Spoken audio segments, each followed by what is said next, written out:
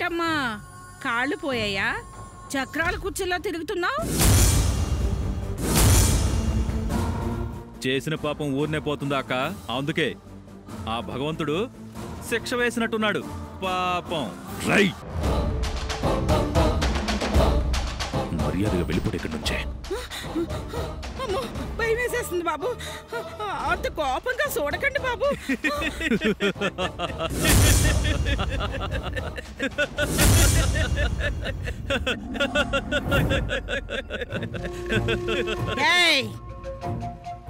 ఈ జయమ్మ జోలికి రావడం అంటే తాసుపాము తోక తొక్కినట్టే.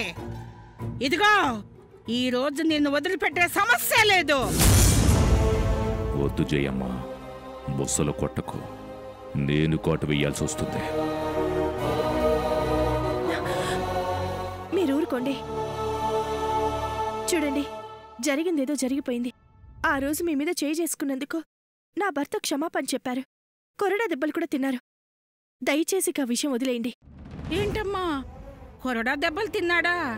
అంటే ఆ తర్వాత జరిగిన విషయం నీకు తెలీదా? ఏం బాబు, నీ పెళ్ళానికి చెప్పలేదా?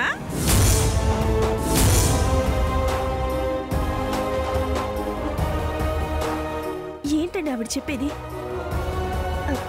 తర్వాత జరిగిన విషయం ఏంటి? ఏం లేదు మీనమ్మా. వద్దు జయమ్మ, వెళ్ళిపో. తమరు చేసే రాజకార్యాలు తమ పెళ్ళానికి తెలియకూడదా?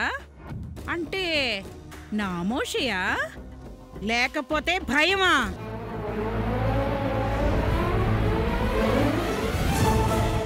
ఆహాహాహాహా, ఏ నటన! నీ పెళ్ళానికి పైకి దేవుళ్ళ కనిపిస్తూ లోపల నువ్వు చేసే రాక్షత్వం దాచిపెట్టి ఏ నటిస్తున్నావయ్యా? చూడమ్మా, నీ మొగుడు పైకి కనిపించేంత మంచివాడు కాదు. నీకు కనిపించే రూపం వేరు, లోపలున్న రూపం వేరు. పైకి కనిపించే రూపం హీరో, కానీ లోపలున్న స్వరూపం విలను.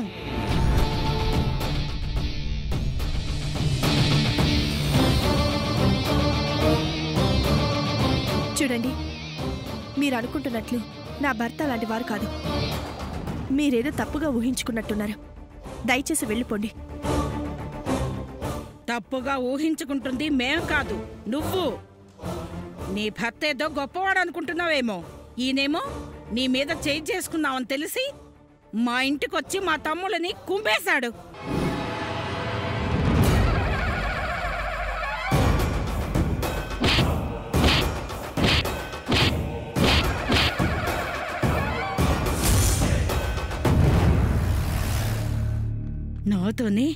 నాతోనే కాళ్ళు పట్టించుకున్నాడు. అలాంటి వాడిని మేమెందుకు వదిలిపెడతాం?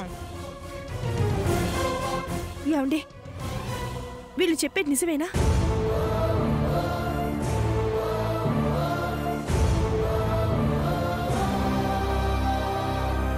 ఏయ్, ఇంతవరకు ఈ ఊళ్ళో ఈ జయమ్మ మీద కోపంతో కన్నెత్తి చూస్తేనే ఆ కన్ను పీకేశాను, ఆ కాళ్ళు విరిచేశాను.